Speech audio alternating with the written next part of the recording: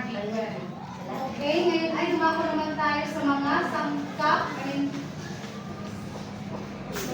Sangkap ang elemento ng teatro. So, ang balangkas ng paksa ay mga sangkap ng elemento at mga elemento ng teatro.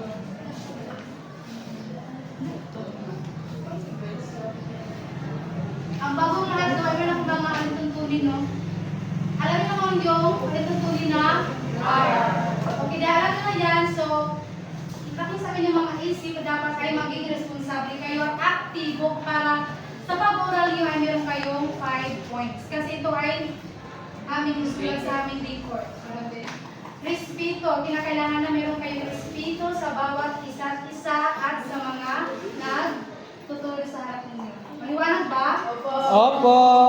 Okay, ngayon ay dito naman tayo sa wakas. Kanina ay dinalakay ni Binibining RV yung mga tagpuan, tauhan, sagay na kasigahan, yes. So ngayon naman ay sa wakas tayo. Pakibasa na lahat.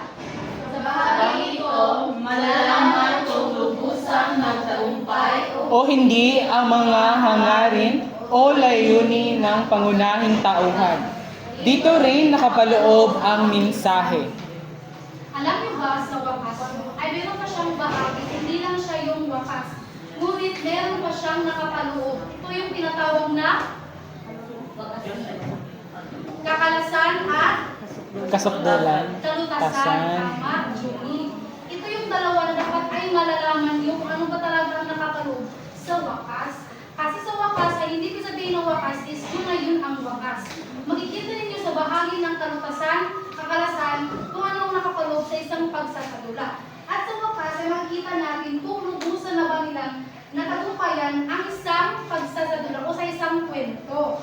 At makita dito yung mga mensahe na kung saan ay nakukuhanan ng aral. Magaling.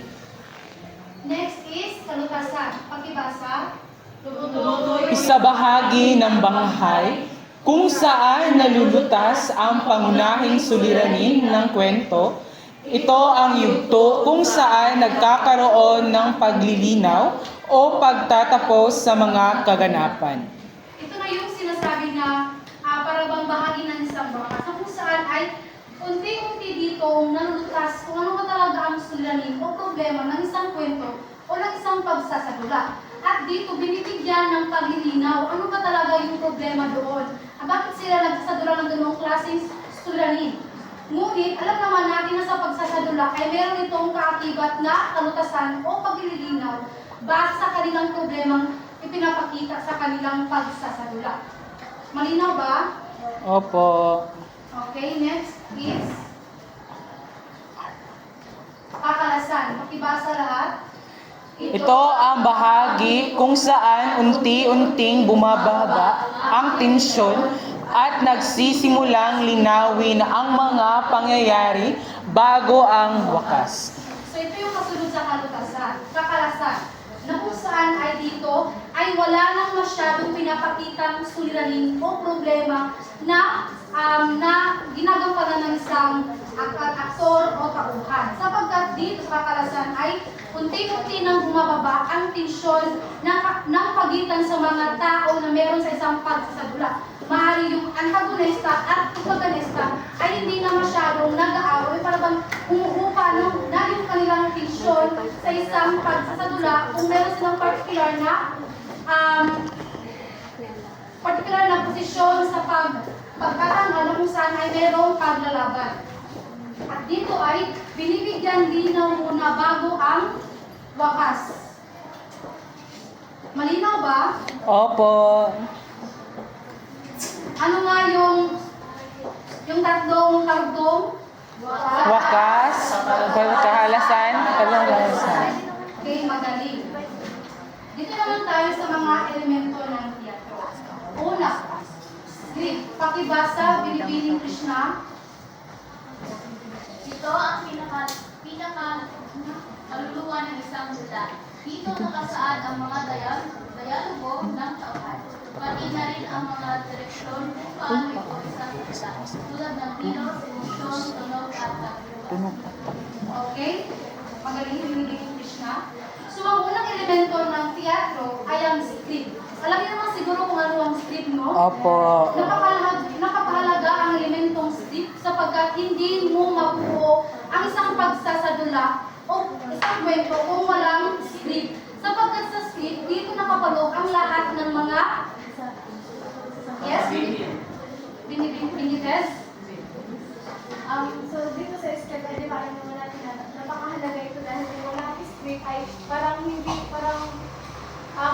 walang pagsasadula ng magaganap. Dahil dito nakapaloob yung kung ano yung mga isasalita ng mga actor ay nasa script. Yes, magaling.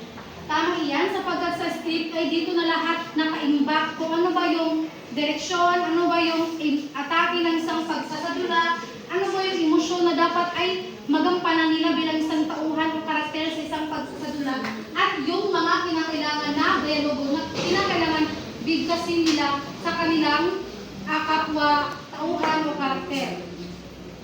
Malinaw ba ang script? Yes. Okay, next is actor o character. Ito ang taong gumaganap o umaarte sa isang dula, pelikula, teleserye, o anumang pagtatanghal. Siya ang nagbibigay buhay sa karakter sa pamagitan ng emosyon, kilos, at dialogo. Batay sa script, ang nagsisilbing tauhan ng dula. Sa madaling salita, no, yung mga actor o karakter, sila lamang yung nagsisilbing gumaganap o tauhan na gumaganap sa isang dulaan. Ay sapagkat kung walang aktor o karakter o tauhan sa isang pagsasadula, Walang buhay. walang silbi, hindi nakabuluhan, walang saysay ang pagsasadula kung walang aktor o karakter. Kung kaya't sinasabi na sila ang nagbibigay buhay sa bawat pagsasadula, sapagkat dahil sa kanila ay nagiging mas maganda ang pagsasadula. Malinaw ba? Next naman ay dialogo. Ito ang mga bitaw na linya ng mga aktor. Ito ang ginagamit upang ipahayag ang damdamin, intensyon at saloobin ng mga tauhan. Sa madaling salita, ito yung daloy ng kanilang pagkipag-usapan o salita. Ito yung pagkipagpalitan nila ng mga salita o pagbibitaw ng mga salita upang ang kanilang pagsasadula ay patuloy na umabante o patuloy na nangyayari at hindi utod-utod ba para bang walang nangyayari. Yes, tuloy-tuloy siya na pagsasadula. At dito sa dialogo, no, ay sa bawat linya na kanilang